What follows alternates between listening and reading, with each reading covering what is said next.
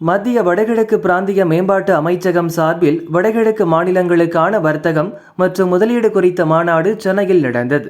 இதில் அருணாச்சல பிரதேசம், அசாம், மணிப்பூர், மேகாலயா, மிசோரம், நாகாலாந்து, சிக்கிம், திரிபுரா மாநிலங்களில் முதலீடுகள் செய்வதால் கிடைக்கும் வருவாய் மற்றும் வளர்ச்சிகள் குறித்து ஆலோசிக்கப்பட்டன.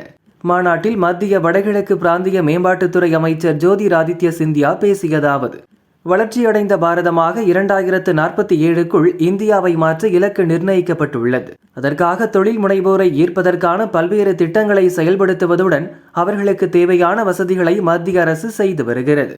சென்னை நகரம் மிக அழகானது. இந்தியாவை மற்ற நாடுகளுக்கு பிரதிபலிக்கும் ஓர் இடமாக சென்னை உள்ளது. நவீன உலகின் தொழில்நுட்பம் மற்றும் உள்கட்டமைப்புகளை மற்ற மாநிலங்களுக்கு எடுத்துக்காட்டும் விதமாக சென்னை உள்ளது. நவீன சென்னையில் ஐடி துறைகள், கல்வி நிறுவனங்கள், தொழிற்சாலைகள் சிறப்பாக வளர்ச்சியடைந்துள்ளன.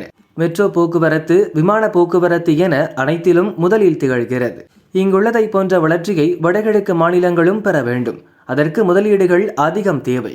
வடகிழக்கு மாநிலங்களை அஷ்டலட்சுமி மாநிலங்களாகவே பிரதமர் மோடி பார்க்கிறார். சென்னை கிழக்கு கடற்கரை சாலையில் செயல்படும் ஐடி நிறுவனங்கள் 2.5 லட்சம் கோடி ரூபாய் வருவாயை நாட்டுக்காக அர்ப்பணிக்கின்றன.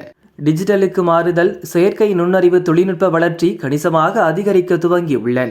திறமை உள்ளவர்கள் பலர் இங்குள்ளதால் தளவாடங்களிலும் சென்னை இன்றியமையாததாக உள்ளது. சென்னை வளர்ச்சியை போல் வடகிழக்கு மாநிலங்களின் வளர்ச்சியும் இன்றியமையாதது.